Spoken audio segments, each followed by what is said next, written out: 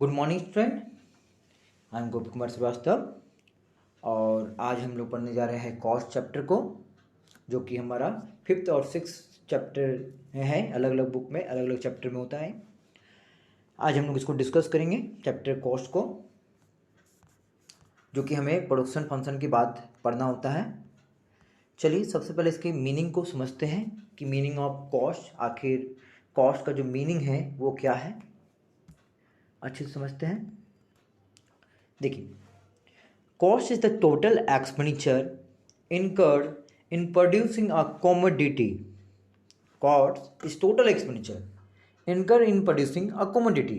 That means मान लीजिए एक मोबाइल अगर हम बना रहे हैं, ठीक है, और उसमें जो भी खर्चा लगेगा, चाहे वो फिक्स फैक्टर लगे चाहे वो वेरिएबल फैक्टर लगे, जहाँ की फिक्स फैक्टर मशीन, लैंड ये सब होता है, variable factor raw material, labour ये सब होता है।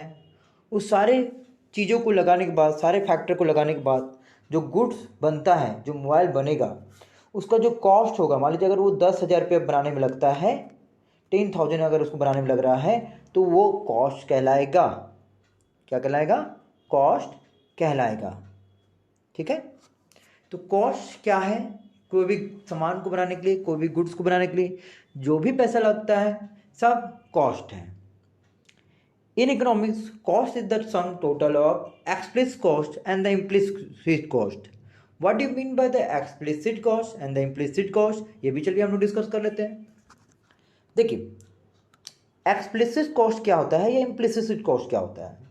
मान लीजिए मैं एक कारखाना चला रहा हूँ, ठीक है, जहाँ पे मैं मोबाइल को प्रोड्यूस करता हूँ, और जिस टेक्निक से या जिस मशीन से मैं मोबाइल को बनाता हूँ, वो मशीन अगर मान लीजिए ख़राब हो जाए, अगर ख़राब हो जाएगा या फिर मुझे एक नया मशीन ख़रीदना है, तो अगर मैं इसे बाहर से रेंट में मंगाता हूँ यूज करने के लिए, तो वो उस पर जो खर्चा लगेगा उसको हम लोग एक्सप्लिसिट कॉस्ट बोलेंगे, क्योंकि वो मुझे किसी को और देना पड़ रहा है। जैसे एक और एग्जांपल लेते हैं, जैसे मान लीजिए कि आपके यहाँ जनरेटर नहीं है, आपने जनरेटर को रेंट में लिया या हायर कर लिया, तो आपको पैसा किसी और को देना पड़ेगा, तो वो हमेशा हमारा एक्सप्लिसिट कॉस्ट कहलाता है। सो हमारे पास दो कॉस्ट हैं, एक्सप्लिसिट कॉस्ट और इम्प्लिसिट कॉस्ट। जहाँ की एक्सप्लिसिट कॉस्ट का मतलब या टोटल कॉस्ट का मतलब हमेशा explicit cost plus implicit cost होता है, और हम लोग अब डिस्कस करने वाले हैं इम्प्लिसिट कॉस्ट। इम्प्लिसिट कॉस्ट वो कॉस्ट होता है जब खुद का मेरा मशीन होगा, तब वो उस पर जो खर्चा लगेगा तो वो इम्प्लिसिट कॉस्ट कहलाता है, और किसी और से मशीन खरीदते हैं या उधारी लाते हैं तो उसे हम लोग एक्सप्लिसिट कॉस्ट कहते हैं। और ये दोनों कॉस्ट को जोड़ने के बाद हम लोग हमेशा इसे टोटल कॉस्ट कहते हैं, टोटल कॉस्ट। तो आप देख सकते हैं यहाँ पे total cost equal to explicit cost और implicit cost. So this two cost are very important and mainly for सभी के लिए हैं। सभी कॉस्ट सबको लोगों को जानना पड़ेगा, जानना चाहिए, ठीक ना। चलिए अब हम लोग यहाँ पे आ जाते हैं दोनों कॉस्ट के बारे में। Now we have the second question, cost of production. Cost of production क्या होता है? A firm uses different factor of production.